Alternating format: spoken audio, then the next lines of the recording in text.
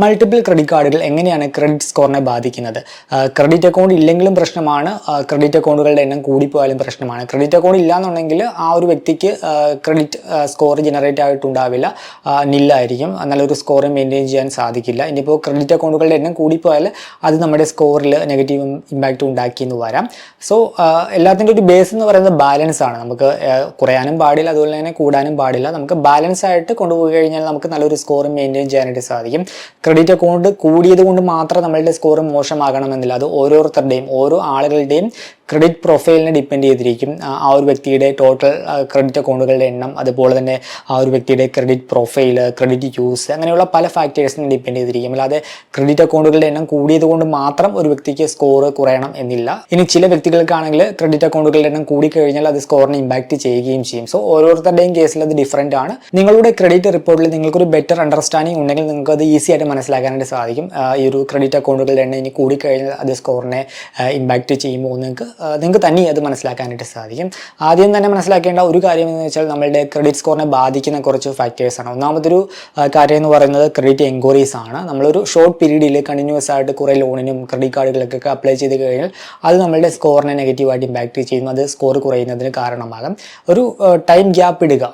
നമുക്ക് നമ്മുടെ റിപ്പോർട്ട് നോക്കുന്ന സമയത്ത് നമ്മളുടെ റീസെൻറ്റ് എൻക്വയറീസ് കാണാനായിട്ട് സാധിക്കും. ഒരു 3-4 അല്ലെങ്കിൽ ഒരു 6 മന്തിനുള്ളിൽ നമ്മൾ റീസെൻ്റായിട്ട് നടത്തിയ എൻക്വയറീസ് അവിടെ നിന്ന് പോവുകയും ചെയ്യും. സോ ആ ഒരു എൻക്വയറീസ് അവിടെ ഒരു പോകുന്നത് വരെ വെയിറ്റ് ചെയ്യുക. അതിനുശേഷം മാത്രം തുടർന്ന് പുതിയ ലോണിനും അതുപോലെ തന്നെ പുതിയ കാർഡിനും അപ്ലൈ ചെയ്യുന്നതായിരിക്കും എന്തുകൊണ്ടും നല്ലത്. സോ ആ രീതിയിൽ ഒരു ഗ്യാപ്പ് ഇട്ട് മാത്രം പുതിയ ക്രെഡിറ്റ് പ്രൊഡക്റ്റിന് അപ്ലൈ ചെയ്യുക. പിന്നെ ശ്രദ്ധിക്കേണ്ട മറ്റൊരു കാര്യം എന്ന് വെച്ചാൽ ക്രെഡിറ്റ് ലെങ്ത് ആണ്. നിങ്ങൾക്കിപ്പോൾ നിങ്ങൾ വർഷങ്ങളായിട്ട് ഉപയോഗിക്കുന്ന ആദ്യം എടുത്ത ക്രെഡിറ്റ് കാർഡുകളൊക്കെ ഉണ്ടെങ്കിൽ അത് നിങ്ങളവിടെ കീപ്പ് ചെയ്യുന്നതാണ് എന്തുകൊണ്ടും നല്ലത്. കാരണം എന്താണെന്ന് വെച്ചാൽ നമുക്ക് അത്രയും നാളത്തെ ഒരു ക്രെഡിറ്റ് ഹിസ്റ്ററി നമുക്ക് അവിടെ കീപ്പ് ചെയ്യാനായി കഴിയും. അതേസമയം നമ്മൾ ആദ്യം എടുത്ത ക്രെഡിറ്റ് കാർഡൊക്കെ നമ്മൾ ക്ലോസ് ചെയ്ത് കഴിഞ്ഞാൽ ആ ഒരു ഹിസ്റ്ററി നമുക്കവിടെ നിലനിർത്താനായിട്ട് സാധിക്കില്ല, അത് പോകും. നമ്മുടെ ക്രെഡിറ്റ് റിപ്പോർട്ടിലെ ഓൾഡ് ക്രെഡിറ്റ് അക്കൗണ്ടും അതുപോലെ തന്നെ അതിൻ്റെ ഹിസ്റ്ററി എന്ന് പറയുന്നത് നമ്മളുടെയൊക്കെ വീടിൻ്റെ അടിത്തറ പോലെയാണ്. നമ്മളുടെ ക്രെഡിറ്റ് റിപ്പോർട്ടിൻ്റെ ഒരു ബേസ് ആണ് ഈ പറഞ്ഞ ഓൾഡ് ആ ഒരു ക്രെഡിറ്റ് അക്കൗണ്ട് എന്ന് പറയുന്നത്. കാരണം നമുക്ക് അത്രയും നാളത്തെ ഹിസ്റ്ററി നമുക്ക് നമ്മുടെ റിപ്പോർട്ടിൽ ഉണ്ടാകും. ഫൗണ്ടേഷൻ നമ്മുടെ റിപ്പോർട്ടിൽ ഉണ്ടാകുന്നത് എന്തുകൊണ്ടും നല്ലതാണ്. സോ നിങ്ങൾക്ക് പറ്റും എന്നുണ്ടെങ്കിൽ നിങ്ങളുടെ ആദ്യം എടുത്ത ക്രെഡിറ്റ് കാർഡ് അക്കൗണ്ട് ഒന്നും ക്ലോസ് ചെയ്യാതെ കീപ്പ് ചെയ്യുക. കാരണം അത്രയും ലോങ്ങസ്റ്റ് ആയിട്ടുള്ള ഒരു ഹിസ്റ്ററി നമുക്ക് അവിടെ കീപ്പ് ചെയ്യാനായി കഴിയും. പിന്നെ നമ്മുടെ ക്രെഡിറ്റ് സ്കോറിനെ എഫക്ട് ചെയ്യുന്ന മറ്റൊരു ഫാക്ടറാണ് ക്രെഡിറ്റ് മിക്സ് എന്ന് പറയുന്നത്. സെക്യൂർഡ് ലോണിൻ്റെയും അതുപോലെ തന്നെ അൺസെക്യൂർഡ് ലോണിൻ്റെ ഒരു മിക്സ്ചറാണ് ബെറ്റർ ആയിട്ടുള്ളൊരു ക്രെഡിറ്റ് മിക്സ് എന്ന് പറയുന്നത്. അതായത് ഇപ്പോൾ സെക്യൂർഡ് ലോൺ കാറ്റഗറിയിൽ വരുന്നത് നമ്മൾ FD ഇട്ട് എടുക്കുന്ന ക്രെഡിറ്റ് കാർഡുകൾ, അതുപോലെ തന്നെ നമ്മൾ ഈട് നൽകിക്കൊണ്ടെടുക്കുന്ന ലോണുകൾ, ഗോൾഡ് ലോൺ, അതുപോലെ തന്നെ ഹോം ലോൺ, കാർ ലോൺ പോലുള്ള ലോണുകളൊക്കെ സെക്യൂർഡ് ലോണായിട്ട് വരും. അതേസമയം നമ്മൾ ഈടൊന്നും നൽകാതെ എടുക്കുന്ന ലോണുകൾ ലൈക്ക് ഇപ്പോൾ നോർമൽ ക്രെഡിറ്റ് കാർഡ് അതൊക്കെയാണ് അൺസെക്യൂർഡ് ലോൺ കാറ്റഗറിയിൽ വരുന്നത്. പേഴ്സണൽ ലോൺ അതൊക്കെ അൺസെക്യൂർഡ് ആണ്, നമ്മൾ പ്രത്യേകിച്ച് ഈടോ കാര്യങ്ങളോ ഒന്നും നൽകുന്നില്ല. സോ ഈ രീതിയിലുള്ള സെക്യൂർഡ് ലോണിൻ്റെയും അൺസെക്യൂർഡ് ലോണിൻ്റെയും ഒരു കോമ്പിനേഷനാണ് നമ്മുടെ റിപ്പോർട്ടിന് എന്തുകൊണ്ടും നല്ലത്, നമ്മുടെ ക്രെഡിറ്റ് റിപ്പോർട്ടിന് എന്തുകൊണ്ടും നല്ലത്. പക്ഷേ എല്ലാവർക്കും അത് പോസിബിൾ ആകണമെന്നില്ല. ഇപ്പോൾ റിപ്പോർട്ട് നന്നാക്കാൻ വേണ്ടി പോയിട്ട് ആവശ്യമില്ലാതെ പോയിട്ട് നമുക്ക് കാർ ലോണോ അല്ലെങ്കിൽ ഹോം ലോണോ ഒന്നും എടുക്കാനായിട്ട് പറ്റില്ല. മിക്ക ആളുകൾക്കും അൺസെക്യൂർഡ് ലോണുകൾ മാത്രമായിരിക്കും ഉള്ളത്. സോ ആ ഒരു ഫാക്ടറിന് വലിയൊരു ഇമ്പാക്റ്റ് ഒന്നും നമ്മുടെ ക്രെഡിറ്റ് സ്കോറിൽ ഉണ്ടാക്കാനായിട്ട് സാധിക്കില്ല. വളരെ ചെറിയ ഇമ്പാക്റ്റ് മാത്രമേ നമ്മുടെ സ്കോറിൽ അതിന് ഉണ്ടാക്കാനായിട്ട് സാധിക്കൂ. ഇപ്പോൾ നമ്മുടെ സിബിൽ സ്കോർ 800, 810 ഉണ്ട്. അത് വീണ്ടും കൂട്ടണം എന്നുണ്ടെങ്കിൽ മാത്രം ഇങ്ങനെയുള്ള ചെറിയ ചെറിയ കാര്യങ്ങൾ ശ്രദ്ധിച്ചാൽ മതിയാകും. പിന്നെ എഫക്റ്റ് ചെയ്യുന്ന മറ്റൊരു ഫാക്ടറാണ് റീപേയ്മെന്റ് ഹിസ്റ്ററി. ഇത് വളരെ വലിയ ഇമ്പാക്റ്റ് ആണ് നമ്മുടെ ക്രെഡിറ്റ് റിപ്പോർട്ടിൽ ഉണ്ടാക്കുന്നത്. അതുകൊണ്ട് തന്നെ നമ്മൾ ഒരിക്കലും ഡ്യൂ വരുത്താതിരിക്കുക. നമ്മളുടെ ഡ്യൂ ഡേറ്റിന് മുമ്പ് തന്നെ നമ്മളുടെ ക്രെഡിറ്റ് കാർഡ് ബില്ലാണെങ്കിലും മറ്റ് ലോൺ EMI ആണെങ്കിലും റീപേ ചെയ്യുക. ഡ്യൂ വന്നു കഴിഞ്ഞാൽ അത് റെഡ് ഫ്ലാഗ് നമ്മുടെ റിപ്പോർട്ടിൽ വരുത്തും. അത് വർഷങ്ങളോളം നമ്മുടെ റിപ്പോർട്ടിൽ ഉണ്ടാവുകയും ചെയ്യും. സോ അതുകൊണ്ട് തന്നെ ഒരിക്കലും ഒരു ഡ്യൂ പോലും വരുത്താതിരിക്കുക.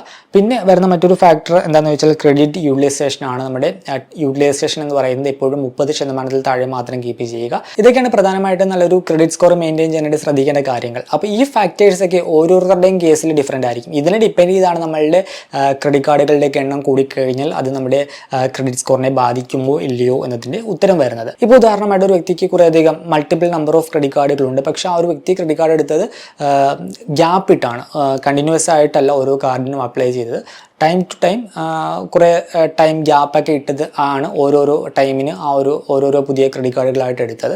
സോ അങ്ങനെ ഗ്യാപ്പ് ഇട്ട് എടുത്തത് കൊണ്ട് ആ ഒരു വ്യക്തിയുടെ റിപ്പോർട്ടിൽ അത് വലിയ ഇമ്പാക്റ്റ് ഉണ്ടാക്കണമെന്നില്ല. അതേസമയം ഒരു വ്യക്തി പോയിട്ട് അടുപ്പിച്ചൊരു 3 മാസം 4 മാസം കൊണ്ട് 2-3 അല്ലെങ്കിൽ 4 കാർഡിനൊക്കെ അപ്ലൈ ചെയ്തു. ചില കേസിലൊക്കെ അങ്ങനെ അപ്ലൈ ചെയ്താലും അപ്രൂവായി കിട്ടാറുണ്ട്. അങ്ങനെ അപ്രൂവായി കിട്ടിക്കഴിഞ്ഞാൽ അത് ക്രെഡിറ്റ് സ്കോറിനെ നെഗറ്റീവായിട്ട് ഇമ്പാക്റ്റ് ചെയ്യും. കാരണം വളരെ ഷോർട്ട് പീരീഡ് ഓഫ് ടൈമിലാണ് അത്രയും numbers of credit account open ചെയ്തത്. അത് നെഗറ്റീവായിട്ട് ഇമ്പാക്റ്റ് ചെയ്യും. പിന്നെ ഒരു വ്യക്തിക്ക് മൾട്ടിപ്പിൾ മൾട്ടിപ്പിൾ ക്രെഡിറ്റ് കാർഡ് ഉണ്ട്, പക്ഷേ ആ ഒരു വ്യക്തിയുടെ റിപ്പോർട്ട് നോക്കുന്ന സമയത്ത് ആ ഒരു വ്യക്തിക്ക് 10 വർഷവും 15 വർഷത്തെയും ക്രെഡിറ്റ് ഏജ് ഉണ്ട്.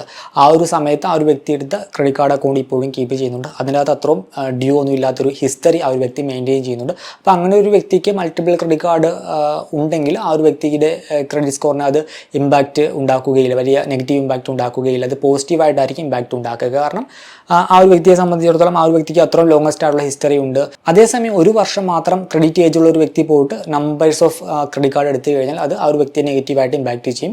വളരെ ഷോർട്ട് ക്രെഡിറ്റ് ഏജ് മാത്രമാണ് ആ ഒരു വ്യക്തിക്കുള്ളത്. വളരെ ഷോർട്ട് ഏജിൽ ഈ പറഞ്ഞ രീതിയിൽ കുറേയധികം ക്രെഡിറ്റ് കാർഡുകൾ എടുക്കുന്ന സമയത്ത് അത് നെഗറ്റീവായിട്ടായിരിക്കും നമ്മുടെ സ്കോറിനെ ഇമ്പാക്റ്റ് ചെയ്യുക.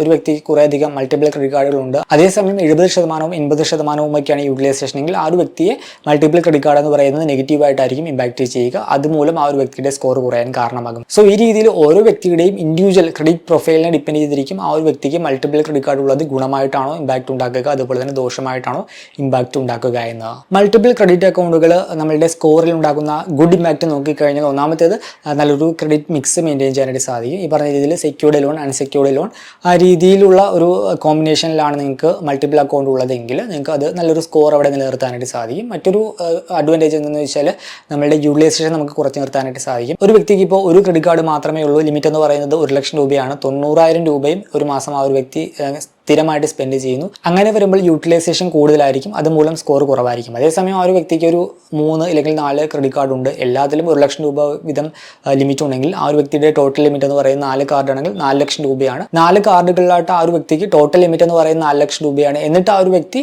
ഒരു മാസം 90,000 രൂപ സ്പെൻഡ് ചെയ്യുന്ന സമയത്ത് അതിൻ്റെ പെർസെൻറ്റേജ് നോക്കുമ്പോൾ യൂട്ടിലൈസേഷൻ കുറവാണ്. സോ ഈ രീതിയിൽ നമുക്ക് നമ്മളുടെ യൂട്ടിലൈസേഷൻ നമുക്ക് മൾട്ടിപ്പിൾ ക്രെഡിറ്റ് കാർഡുകൾ ഉപയോഗിച്ച് കുറച്ച് നിർത്താനായിട്ട് സാധിക്കും. പിന്നെ ഉണ്ടാകുന്ന മറ്റൊരു ഗുണം എന്ന് വെച്ചാൽ നമ്മളിപ്പോൾ കാർഡ് എടുക്കുന്ന സമയത്ത് ചിലപ്പോൾ 10 പോയിന്റോ അല്ലെങ്കിൽ 15 പോയിന്റോ ഒക്കെ കുറവ് വന്നേക്കാം. പക്ഷേ ഓവർ പീരീഡ് ഓഫ് ടൈമിൽ നമ്മൾ എടുത്ത ക്രെഡിറ്റ് കാർഡ് നമ്മൾ കറക്റ്റായിട്ട് യൂസ് ചെയ്ത് ഈ പറഞ്ഞ രീതിയിൽ യൂട്ടിലൈസേഷൻ കുറച്ച് നിർത്തി അതുപോലെ തന്നെ നമ്മൾ ഡ്യൂ ഒന്നും വരുത്താതെ സ്പെൻഡ് ചെയ്ത് കഴിഞ്ഞാൽ അതുപോലെ നമുക്ക് സ്കോർ ഇംപ്രൂവ് ചെയ്യാനും സാധിക്കും. സോ ഇങ്ങനെ നമുക്ക് മൾട്ടിപ്പിൾ ക്രെഡിറ്റ് കാർഡ് ഉണ്ട്, ആ കാർഡുകളിലൊക്കെ നമ്മൾ ഒരു ഡ്യൂ പോലും വരുത്താതെ കൃത്യമായിട്ട് മാനേജ് ചെയ്ത് മുന്നോട്ട് പോയി കഴിഞ്ഞാൽ ഓവർ എ പീരീഡ് ഓഫ് ടൈമിൽ അതുമൂലം നമുക്ക് നമ്മളുടെ സ്കോർ ഇംപ്രൂവ് ചെയ്യാനായി കഴിയും. ഈ മൾട്ടിപ്പിൾ ക്രെഡിറ്റ് കാർഡുകൾ നമ്മുടെ ക്രെഡിറ്റ് സ്കോറിൽ ഉണ്ടാക്കുന്ന നെഗറ്റീവ് ഇമ്പാക്റ്റ് നോക്കിക്കഴിഞ്ഞാൽ ഒന്നാമത്തേത് നമ്മൾ ഒരു ഷോർട്ട് പീരീഡ് ഓഫ് ടൈമിലാണ് നമ്മൾ കുറേ ക്രെഡിറ്റ് അക്കൗണ്ട് ഓപ്പൺ ചെയ്തതെങ്കിൽ അതുമൂലം നമ്മളുടെ സ്കോർ കുറയും.